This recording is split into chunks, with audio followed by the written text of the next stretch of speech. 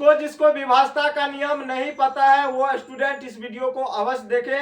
और जो स्टूडेंट बोल रहे थे ना कि सर एगो दूगो टीचर हम ऐसे भी देखें जिसको 7 से विभाजता का नियम नहीं पता है और मैथ पढ़ाने लगा है, तो अच्छी बात है, आपने उस टीचर को पकड़ा, कम से कम वो चोरी जो कर रहा था, ठीक है। और ऐसे ही आपको आगे भी काम करना है और उस टीचर के बारे में अवश्य पोल खोलिए जो आपको 7 से विभाजता का नियम नहीं बताता है या और कोई भी टॉपिक छोड़ करके भाग जाता है। लेकिन स्टूडेंट ध्यान रखिएगा, आप जिससे पढ़ रहे हैं वो मैथ का पुर्जा पर्जी सब कुछ खोलने के लिए जानता है और आपको 7 से विभाजता के नियम के बारे में नहीं पता है ना। आज हम आपको 3 गो रूल बताएंगे, टेंशन मत लीजिएगा, और जो हम कहते हैं वही करते हैं, हमेशा करते रहेंगे, ठीक है। इसीलिए आज की क्लास बहुत इंपॉर्टेंट आपकी होने वाली है। और आज के बाद विभाजता के नियम में भैया थोड़ा अगर दिक्कत आ गया तो हमारे पढ़ाना बेकार है, ठीक है। अब जगह रखेगा हम सीखबे नहीं करेंगे ओकर बात तो अलग है। ऐसा तो नहीं यहाँ पढ़ लोगे घर पे मेहनत नहीं करोगे तो आ जाएगा, नहीं, यहाँ पढ़ने के बाद घर पे भी मेहनत करना है। और ये क्वेश्चन जो आप लोग करते थे सर जी 7 से विभाजता का नियम बगल वाला को नहीं पता है,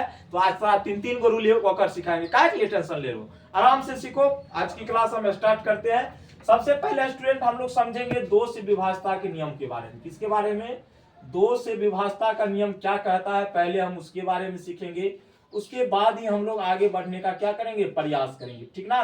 तो आराम से समझना, हम यहाँ पे 2 से विभाजता के नियम के बारे में पढ़ने वाले हैं। तो सबसे पहले हम लोग अच्छी तरीके से जानते हैं, जिस संख्या के अंत में जिस संख्या का इकाई का अंक, बोलो डायरेक्ट, ठीक है, इकाई का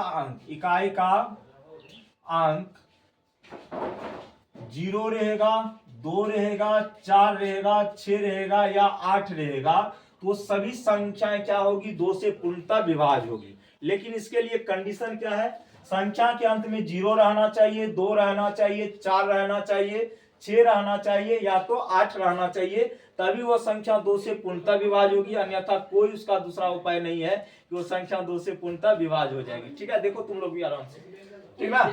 अब यहाँ पे हमने तो ये बता दिया संख्या के अंत में 0 होना चाहिए, 2 होना चाहिए, 4 होना चाहिए, 6 होना चाहिए और 8 होना चाहिए, ठीक है। हल्ला नहीं कर, तो वो संख्या क्या होगी, 2 से पूर्णतः विभाज्य होगी। जैसे हम आपके सामने कुछ एग्जांपल लिखते हैं, ठीक है।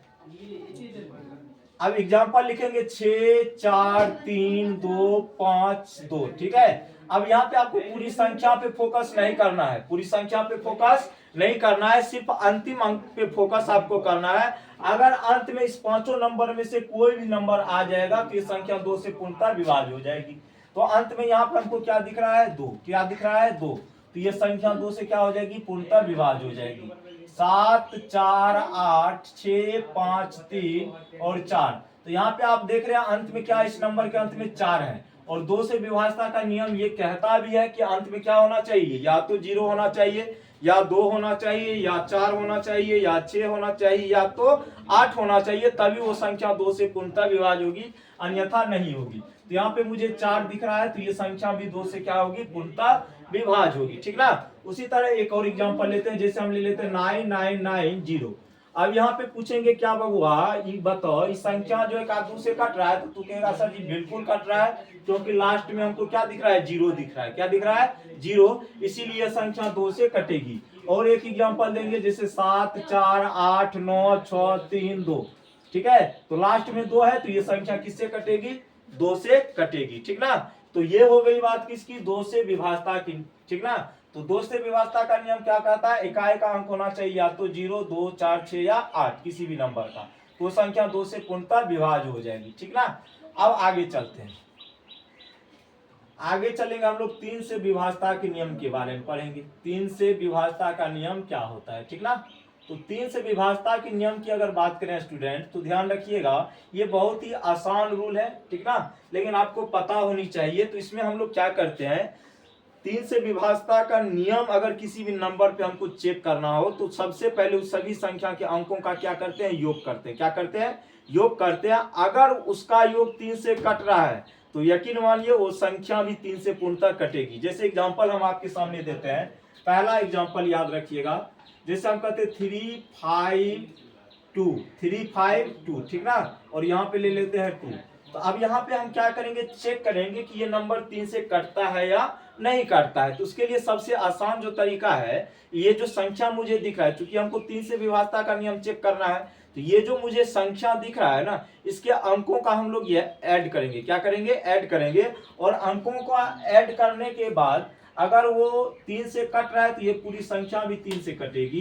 तो यहाँ पे अंकों को जोड़ेंगे तो 3 प्लस 5 प्लस 2 प्लस कितना 2 करेंगे तो 5 3 8 2 10 10 2 कितना होता है गोवा 12 12। इसको भी आप चाहो तो जोड़ सकते हो। 1 प्लस 2 कितना आ रहा है 3। कितना आ रहा है 3। क्या यह 3 3 से कट रहा है? तो आप कहेंगे सर बिल्कुल कट रहा है। तो हमने क्या किया, संख्या के अंकों का योग किया और अंकों का योग आया 12। तो आप इसको भी चाहे तो जोड़ सकते हो, कोई दिक्कत नहीं है। तो आया 3।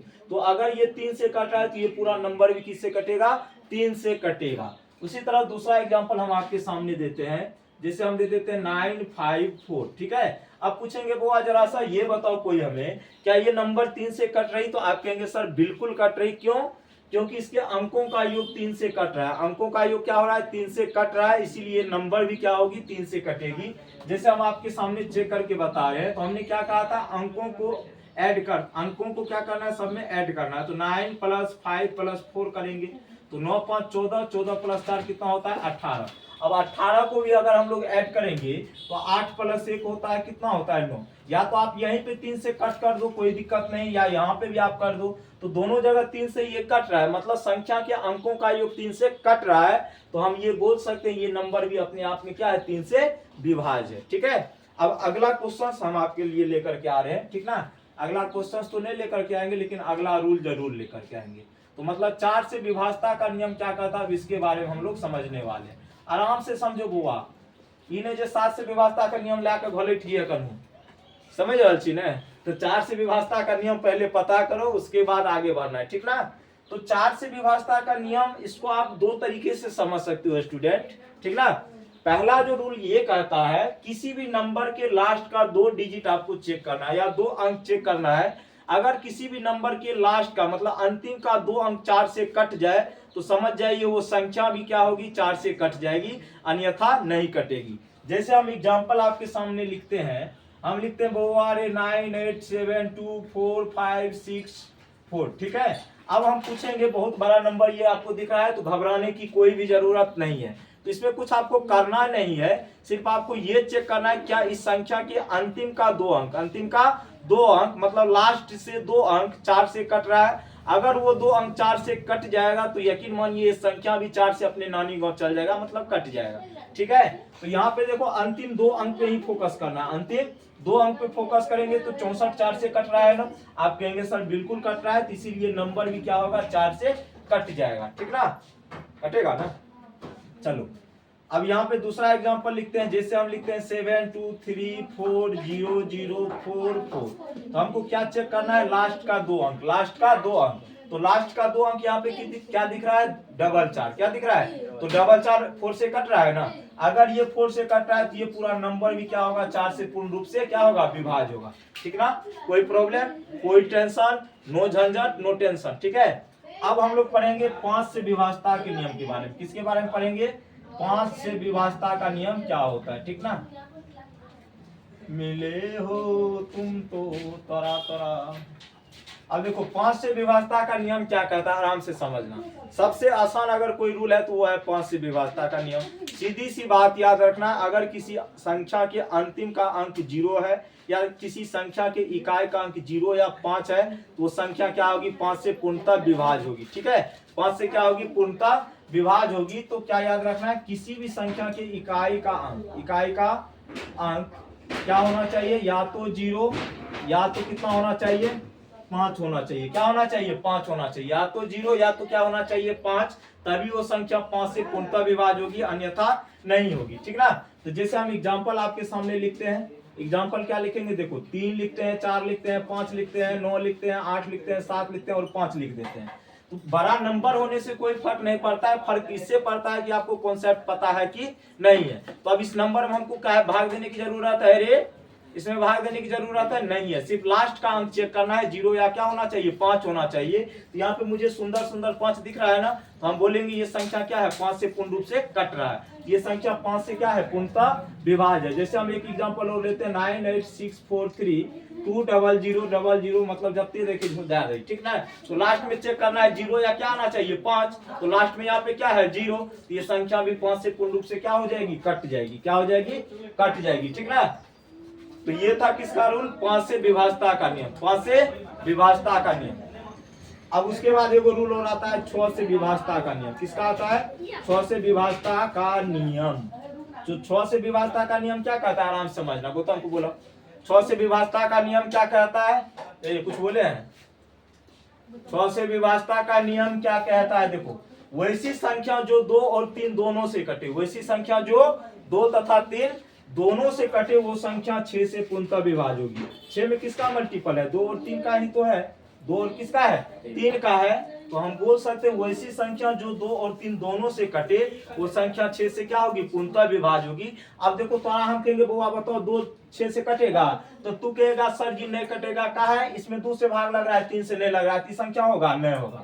अब 3 के बारे में पूछेंगे तो ये भी नहीं होगा, क्योंकि इसमें 3 से लग रहा है 2 से नहीं लग रहा है। जैसे हम कहेंगे 12, अब देखो 12 में 2 से भी लग रहा है भाग और किससे लग रहा है 3 से लग रहा है, ये संख्या किससे कटेगी 6 से कटेगी। जैसे तू कहेगा सर 14 ले सकते हैं, 14 कहीं नहीं लेंगे वो भाई 2 से कट रहा है लेकिन 3 से नहीं कट रहा है, 18 हो जाएगा, ये 2 से भी कट रहा है और किससे कट रहा है मतलब 3 से भी कट रहा है, किससे कट रहा है, तो ये संख्या किससे विभाज्य हो जाएगी 6 से विभाज्य हो जाएगी।